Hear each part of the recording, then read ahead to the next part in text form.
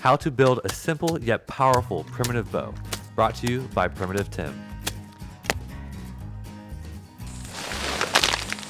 The first step is to find a suitable tree and be sure to cut it in a way that will allow you to obtain the maximum amount of good usable bow wood. I like to let the tree down nice and easy. Remember not to cut any more wood than you can carry. Cut in the spring or early summer so that you can peel the bark right off.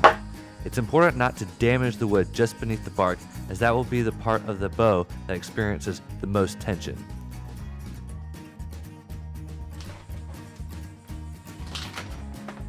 Seal the ends with wood glue or anything that will keep the water from escaping out of the ends to prevent them from cracking.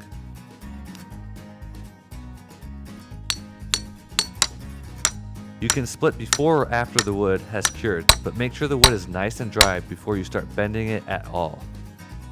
This part is hard work, but reduce the stave down to your desired bow dimensions. As I get closer, I use my wood rasp to slowly bring it down while constantly studying the bend and trying to get all the wood bending equally.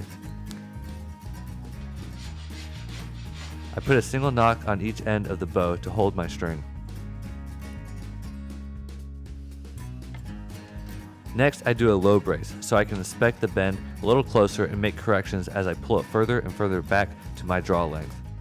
It's very important to have a good tiller, and you will get that by studying your bow very closely and progressing slowly. I sometimes mark the areas that need to bend a little more. Once I'm nearly done, I'll heat treat the belly over coals to aid in compression strength. Check over the final tiller and make corrections as needed, and you have your primitive bow. This style of bow has aided primitive man in surviving for thousands of years, and it is still capable of taking big game today.